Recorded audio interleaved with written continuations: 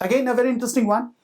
It's a problem based on the circle which is passing through the intersection of the circles x square plus y square minus 6x is equal to 0 and x square plus y square minus 4y is equal to 0. Having its center, so this is a very interesting thing. So intersection of two circles, you can just have a look at this part. See, intersection of two circles, right? So we are talking about the family of circles in this case, isn't it? So that means the first thing what you can do is, say if it is an S1 and this is S2, so this can be written as S1 plus K times S2 is equal to 0, right? So we can just substitute the values. We have x square plus y square, this is minus 6x, right, plus K times, we have x square plus y square, this is minus 4y, this is coming out to be 0. So this is equation number 1 we have, right? So what we can do, we can just make it a perfect circle equation. So this is nothing but we have 1 plus k into x square, and then we have 1 plus k into y square, right? Then what we have minus 6x, then we have minus 4ky, which is equal to 0. Now this is the equation of the circle which is passing through the intersection of two circles. Now we have to find the value of k in this case. Now the interesting part is that, say, it is not in the standard form, so we have to divide it by 1 plus k, right? So this becomes x square plus y square, and this is minus 6 upon 1 plus k into x, right? And this is coming out to be minus, we have 4k upon how much? 1 plus k into y we have. This is equal to 0. The center can be found out. So what is the center? Minus g minus f.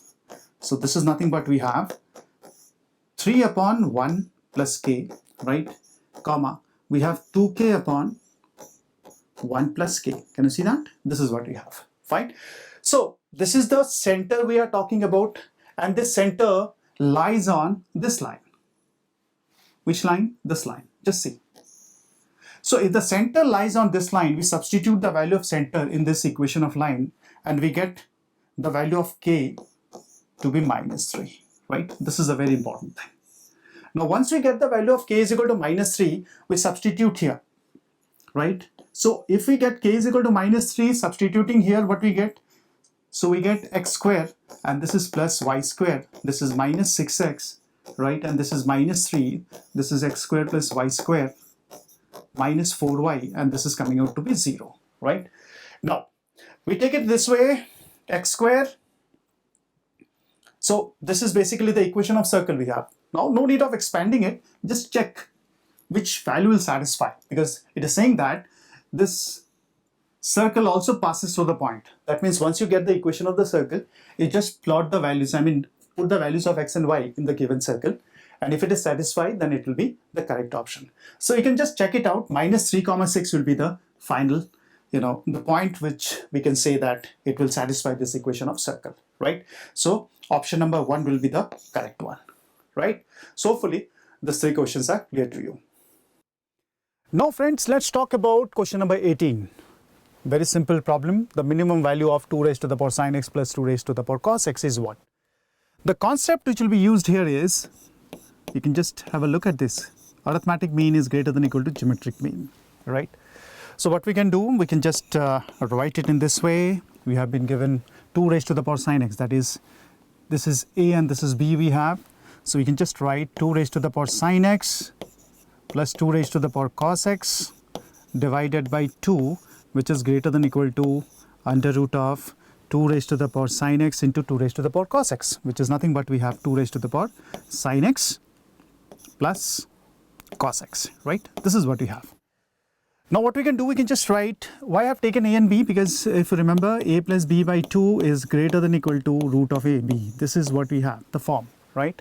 So here we have a is this and b is this, that's why I have written this, right? Now, yes, this is coming out to be 2 raised to the power sin x plus 2 raised to the power cos x greater than or equal to, we can just write this as 2 times, right? And this is coming out to be 2 raised to the power sin x plus cos x, okay, raised to the power half we can write, isn't it? So students, what we can do, we can just have a look at this part. This is a very important thing we have, right?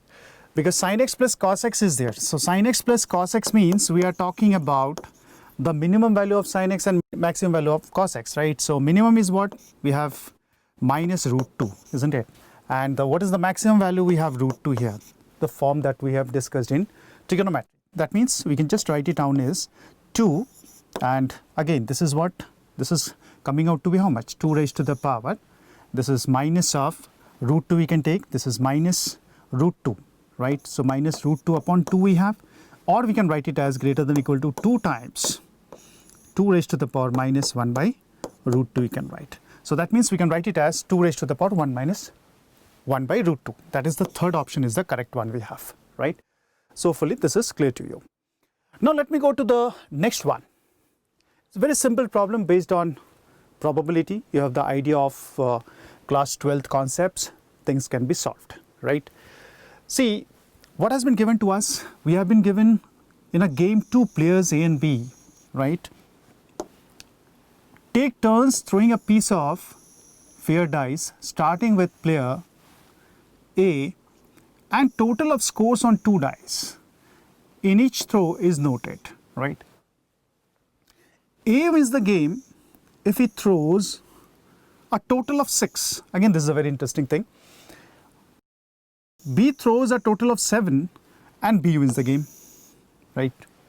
You can just remember the concept that what we have used here, right? We have done it in class 12th. Before A throws a total of 6, this is what we have.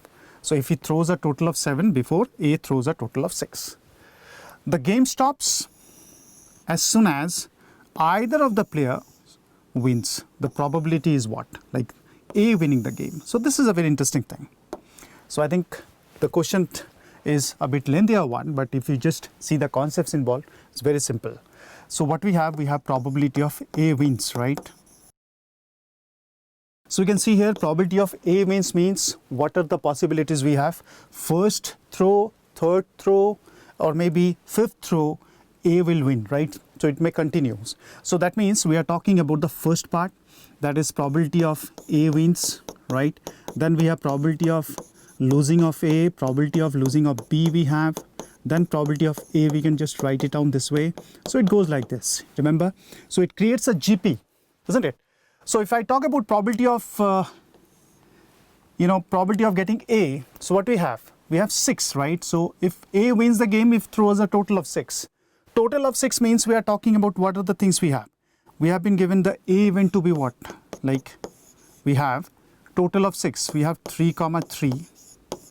We have 2, 4, right? We have 4, 2. We have 5, 1, and we have 1, 5. Can you see that? This is what we have. So this is coming out to be probability of A, which is nothing but 5 upon 36, right? So if I talk about probability of A complement, right? This is nothing but we have 1 minus 5 upon 36, which is nothing but we have 31 upon 36, right? Similarly, B throws a total of 7. So let's take B also. So if I talk about B part, just see. What is B? The set B also. Total of 7 we have, right? That means we have 1, 6. We have 6, 1, right? Then we have 2, 5, right? And we have 5, 2. Then also we have 3, 4, and also we have 4, 3. These are the possible cases we have. That means probability of B is coming out to be how much? This is 1 upon, 6 we'll get, because 6 upon 36 is 1 by 6. So what is probability of B complement then? So just have a look at this part.